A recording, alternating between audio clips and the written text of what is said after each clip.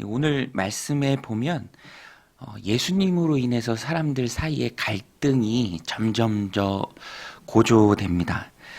사람들 사이에 의견이 분분하죠. 의견이 갈립니다.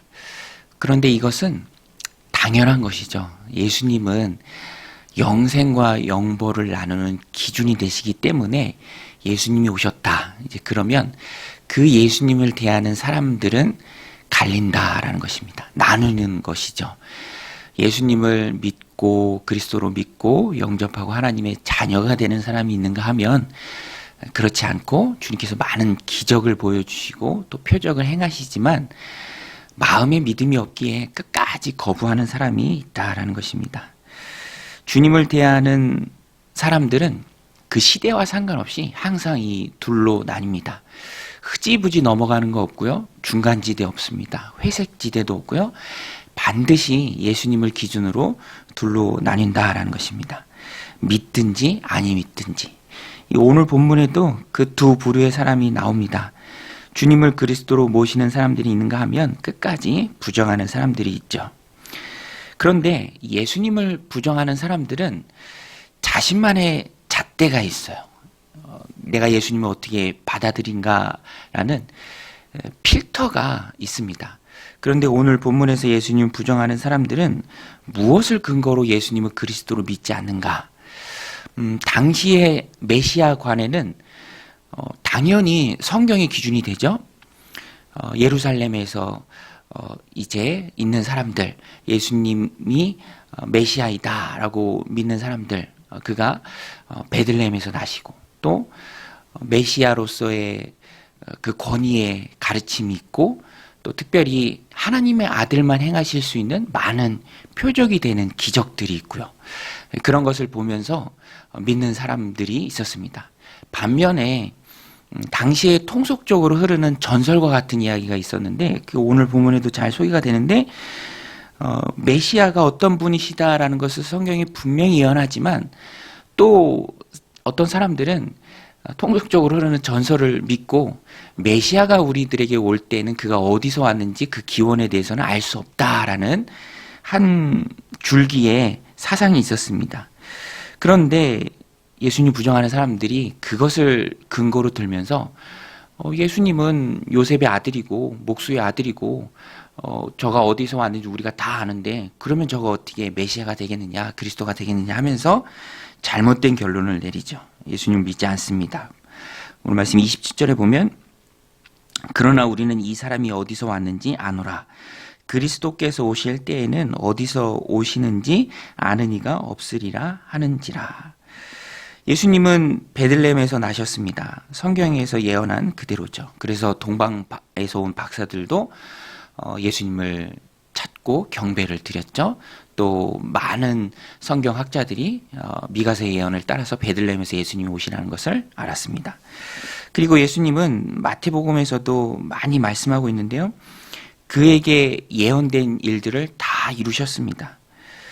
그러니까 그 일들을 보면서 예수님이 메시아구나 그리스도시구나 하나님이 보내신 자시구나 사람들이 다 알고 믿을 수 있는 것이죠. 그런데 그만큼 또 중요한 사람들에게 영향을 끼치는 한 줄기 부류가 있었는데 그것이 오늘 본문에 소개된 우리는 메시아에 대해서 잘 모른다 그 기원을 알 수 없다라는 그런 주장입니다. 그런데 이 사람들 그 주장을 그대로 받아들여서 예수님 어디서 오셨는지 아니까 그는 그리스도가 아니다라고 부정하고 또 믿지 않았다라는 것입니다. 이렇게 주님에 대한 평가의 근거가 다를 때 결과도 다른 것을 봅니다. 말씀을 붙들고 그 말씀의 근거에서 예수님을 그리스도로 인정하고 믿는 사람들이 있는가 하면 전혀 그 근거를 알 수 없는 전설과 같은 통념에 사로잡혀서 정말로 중요하신 예수님을 그리스도 되신 예수님을 배격하는 사람들도 있었다라는 것입니다. 그러므로 이 말씀을 통해서 우리가 깨닫는 것이 있습니다. 중요한 것은 성경적 지식이죠. 예수님을 인정하는 참된 지식입니다. 바울이 복음 전했을 때 베레아 사람들이 그랬죠. 그 말씀이 그러한가 하여 말씀을 상고했다 하나님의 말씀을 살펴봤다. 정말로 그런가요? 오늘 우리도 그러한 신앙을 가지고 있어야 합니다. 사람들이 흔히 말하는 내가 복음이라고 하죠. 내 나름대로의 신앙. 사실 나름대로라는 말처럼 위험한 말이 없죠. 말씀대로의 신앙이 가장 중요하다라는 것입니다. 내 생각대로 내 잣대로 주님을 평가하는 것이 아니라 내 경험에서 얻어진 지식을 가지고 평가하는 것이 아니라 내가 원하고 바라는 것이 투영된 믿음과 신앙이 아니라 주님이 원하시는 것, 또 성경이 말씀하시는 것, 그것을 우리가 꼭 붙들어야 한다라는 것입니다. 그러면 우리가 흔들리지 않고 주님이 원하시는 바른 신앙의 길을 갈 수 있습니다. 그래서 주님은요, 무리에게 말씀하십니다. 너희가 나를 아는 것 같지만 너희가 아는 그게 아는 게 아니다.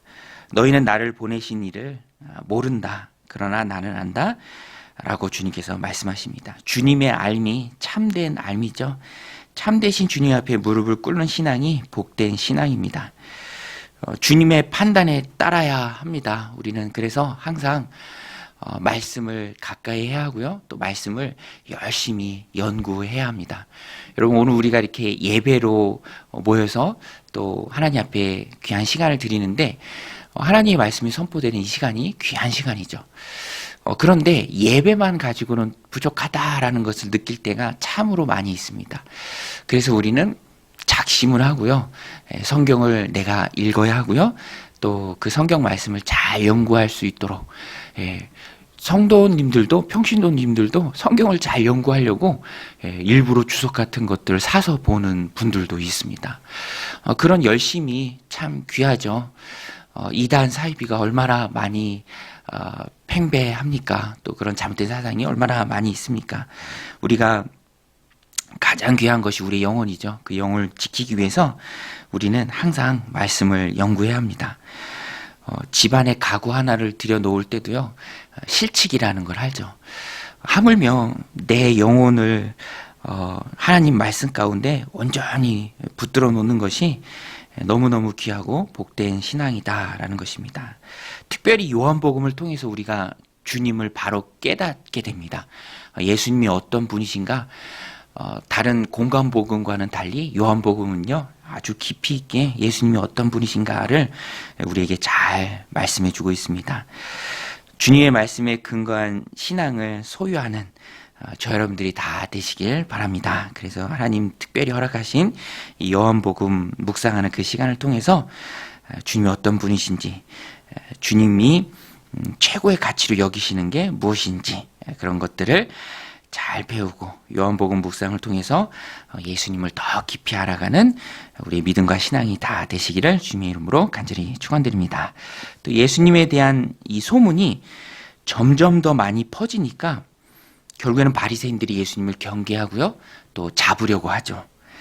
바리새인들은 종교적 기득권에 빠져 있는 사람입니다. 돌처럼 마음이 굳어져 있는 사람이에요. 새로운 것이 들어갈 수 있는 조금의 여지도 없는 사람들이 바로 이 바리새인들입니다. 그래서 결국에는 하나님이신 예수님을 부정하고요, 그 예수님을 받아들일 수 없게 잡기로 결정을 합니다. 그래서 사람을 보내서 예수님을 잡으려고 했습니다. 그때 예수님께서는 너희가 나를 잡을 수 없다. 나는 나를 보내신 이에게로 돌아갈 것이다 라고 말씀하십니다. 32절 33절입니다.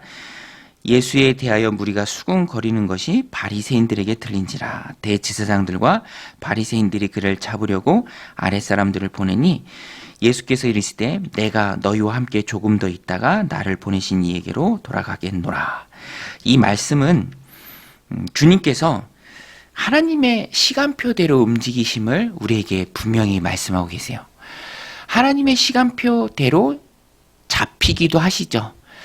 그들 뜻대로 잡혀서 십자가에 못 박혀 죽으시기도 하십니다. 그러나 그것이 다가 아니죠. 부활하시고 승천하십니다.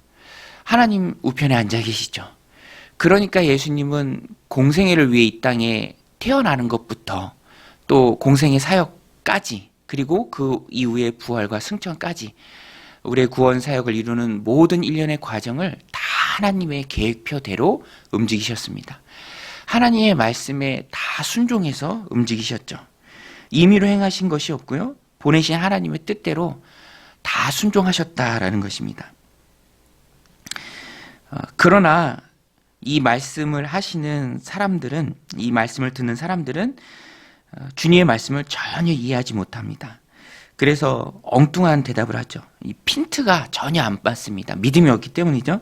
35절 36절에도 보면 이에 유대인들이 서로 묻되 이 사람이 어디로 가기에 우리가 그를 만나지 못하리오. 헬라인 중에 흩어져 사는 자들에게로 가서 헬라인을 가르칠 터인가? 나를 찾아도 만나지 못할 터이요 나 있는 곳에 오지도 못하리라 한 이 말이 무슨 말이냐 하니라. 주님의 말씀을 전혀 이해하지 못하죠. 주님께서 말씀하신 것은 승천하신 이후에 하나님 우편에 거할 때 사람들이 만날 수도 없고 찾아올 수도 없다라는 것을 주님께서 말씀하시는 것입니다. 주님의 말씀처럼 우리가 붙잡아야 할 메시지는요, 주님의 말씀처럼 예수님은 지상 사역을 이루는 중에 늘 하나님의 때에 맞게 움직이셨습니다. 하나님의 때에 맞을 때 붙잡히셨고요, 하나님의 때에 맞을 때 십자가를 지셨고, 또 하나님의 때에 맞게 부활하시고 또 승천하시고 부활의 소망이 되어 주셨습니다. 오늘도 하나님 우편에서 우리를 위해 기도하고 계신 분이 바로 주님이시죠. 주님은 하나님의 때에 따라 순종해 가셨습니다. 그리고 그것이 오늘 우리에게 메시지가 됩니다. 오늘 우리도 하나님 주신 귀한 인생을 살아갈 때 하나님의 때에 따라 살라, 하나님의 때에 맡기라. 그러므로 우리가 조심해야 할 생각의 잣대는 나의 때를 우선시하는 것입니다. 내 경험과 이성적 판단을 근거로 주님을 제한하는 것도 경계해야 하고요. 또 내 때를 우선시하는 것도 경계해야 합니다. 엘리야 선지자가 얼마나 힘들었습니까? 자신의 때를 우선시할 때 힘들었죠. 변하지 않는 상황을 보면서 힘들어했고요. 깊은 우울함에 하나님 내 때가 좋가오니 내 생명을 취하소서라고까지 탈진했습니다. 자신이 다 결정하려는 마음이 앞섰기 때문에 자신의 때를 우선순위로 두었기 때문에 그렇게 힘들었다라는 것입니다. 오늘 우리는 주님이 항상 하나님의 때에 맞게 움직이시고 하나님의 때에 자신의 인생을 맡기고 순종하면서 따라가는 모습을 보면서 오늘 우리도 모든 때를 하나님께 맡겨야 합니다. 내 생각의 잣대가 아니라 하나님의 때에 맡길 수 있어야죠.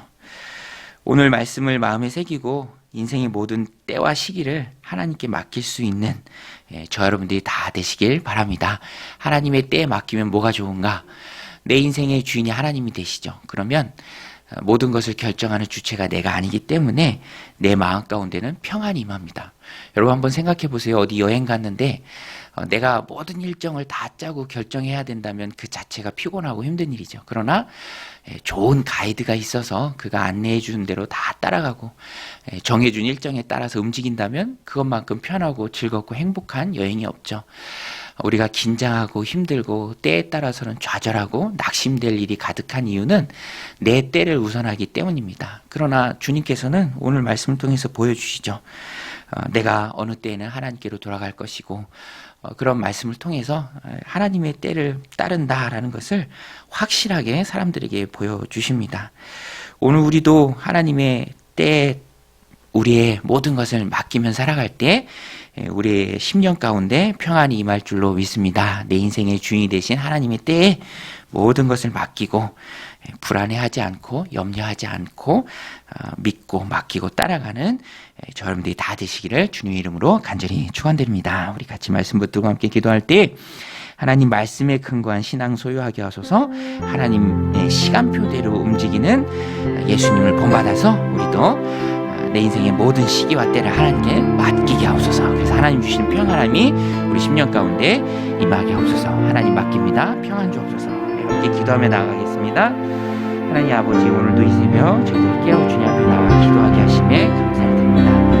하나님 말씀에 근거한 신앙을 소유하게 하여 주시옵소서. 말씀을 통해서 예수님을 알아가고 또 예수님을 그리스도로 인정하는 우리 신앙이 되기를 원합니다. 하나님 내 경험과 이성의 판단에서 나온 잣대로 하나님 우리 주님을 제한하지 않게